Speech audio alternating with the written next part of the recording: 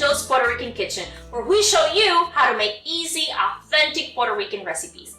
Last week we made a recipe inspired by your suggestions and we had so much fun, we decided to do it again this week. A couple of our viewers have asked us for some vegetarian-friendly options. Now Jeff, a lot of your family are vegetarians, so any suggestions? Oh, definitely. Puerto Rican food is naturally very vegetarian-friendly. There's a lot of dishes that just don't have meat, and we've seen some of those already on our channel. We've done rice and beans, we've done tostones and mofongo, so even though I grew up vegetarian, I never had a problem finding food. In fact, I was quite the chubster. Huh, where? Well, act like I didn't hear that, but in addition to all of the naturally meat-free options, Puerto Rican food is becoming increasingly accessible to vegetarians through the introduction of new plant-based alternatives. Maybe you've heard of the new company Beyond Meat. They're making a new plant-based meat that you can substitute for ground beef. So today, we're going to take a classic dish, Pastelon de Maduros, which usually calls for ground beef, but instead we're going to use Beyond Meat. That's awesome! Now for those of you that are not familiar with the dish, I would describe Pastelon de Maduros as the Puerto Rican lasagna. You take fried ripe plantains, you layer them in a pan with seasoned beef and cheese. And because ripe plantains tend to be very sweet, it creates this perfect combination of sweet and savory. A classic main dish. Such a classic dish. And the great part about this recipe is that it works equally well for vegetarians or non-vegetarians. All you need to do differently is you either use ground beef or something else. It's up to you. Well, I'm super excited to use Beyond Meat. Me too, so let's get cooking.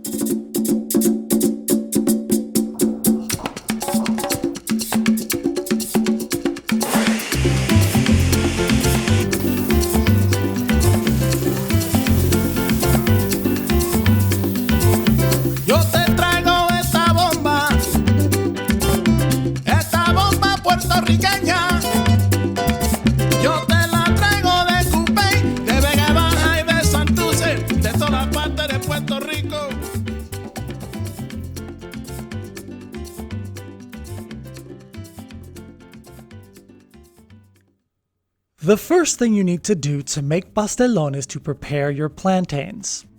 I like to use very ripe plantains for my pastelón, in order to really accentuate the plantain's sweetness and contrast it with the salty meat filling. Start by peeling your plantains. Given how ripe these plantains are, their peels should come off very easily. Begin by cutting both ends of your plantain. Next, make a small cut in the peel on one end, and then you should be able to grab hold of the peel and pull it off the plantain without too much resistance. Once you've gotten all of the peel off your plantain, go ahead and cut it into thin slices around 1/4 inch thick.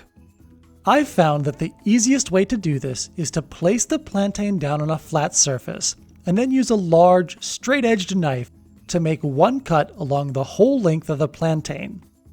Repeat this process until you have sliced all of your plantains.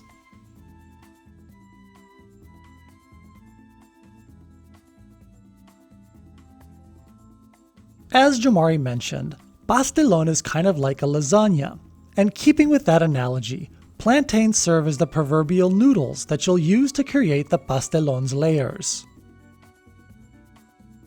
As you are cutting your plantains, try to keep the pieces intact as much as possible. Having large pieces to work with will make constructing your pastelón much easier in the end.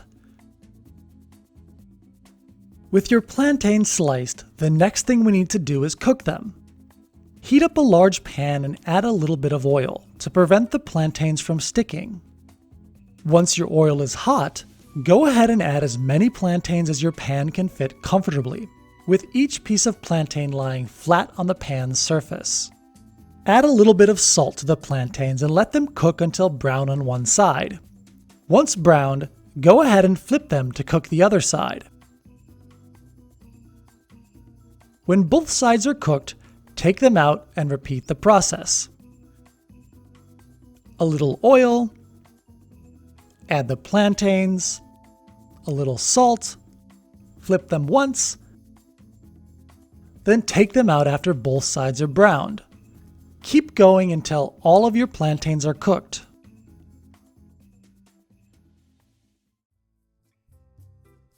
Now that your plantains are ready, let's go ahead and prepare the pastelon's filling. In the same pan you used to fry your plantains, add your oil, your onions, and your garlic, and saute on medium-high for 1 to 2 minutes. Once your onions start to get a little translucent, add your sofrito and saute for another 3 to 4 minutes.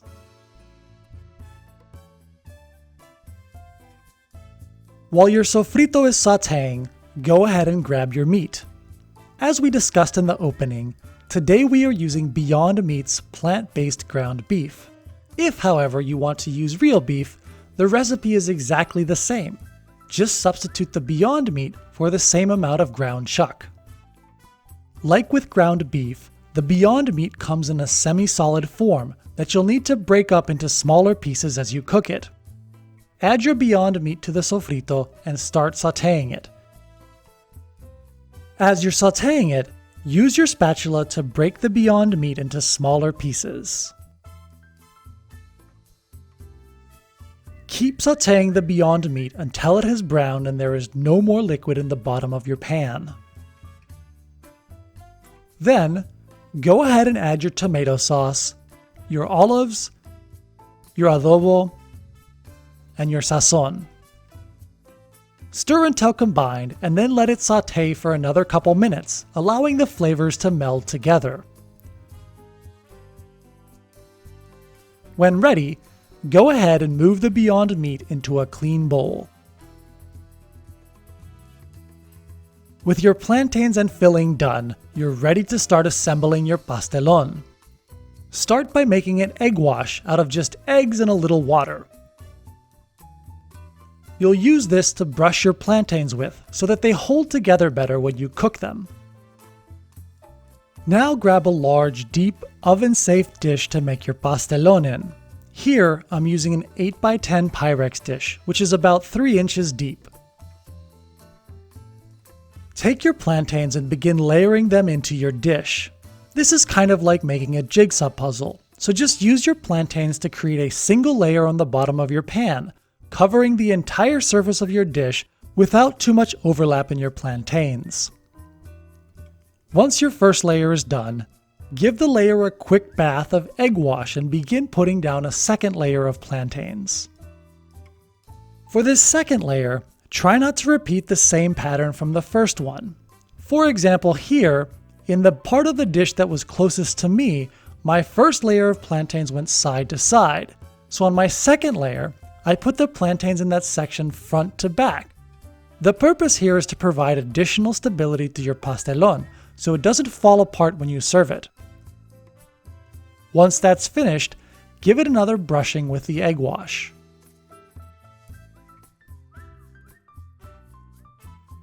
With your 2 base layers of plantains done, go ahead and add your Beyond Meat filling.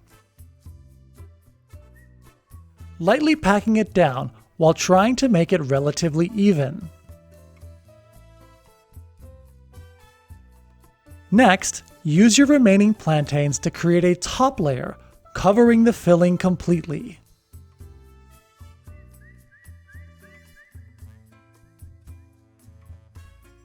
Once all of the plantains are in place, pour the rest of your egg wash over your pastelon and use your brush to evenly distribute it.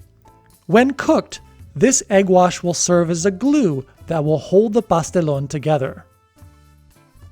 Finally, add your cheese to the top of your pastelon and it's ready to go into the oven.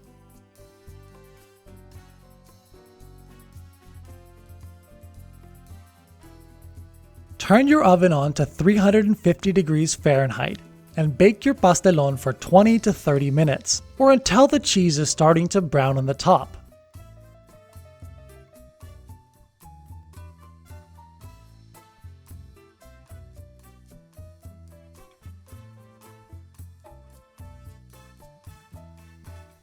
Make sure to run your spatula along the edge of the dish, being careful to fully separate the pastelon from the sides before you try to take the piece out of the dish.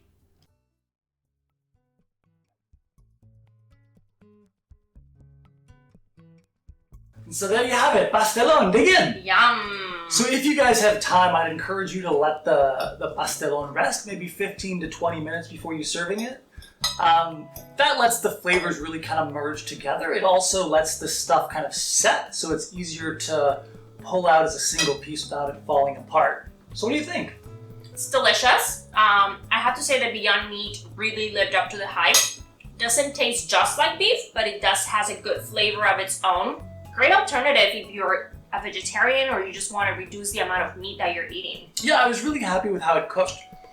Usually with plant-based meats, you don't really get a lot of fat rendering out, so it doesn't crisp up and get nice and brown, but Beyond Meat was great with that. I really liked it. Great flavor, so very happy. You should try it. Yeah, and if you like this video and this recipe as much as we did, please like our video, subscribe to our channel if you haven't done that, and let us know if there's any recipes that you would like us to feature. Definitely. Leave some comments below. Recipes you want us to feature, questions you have, anything. We'd love to hear from you.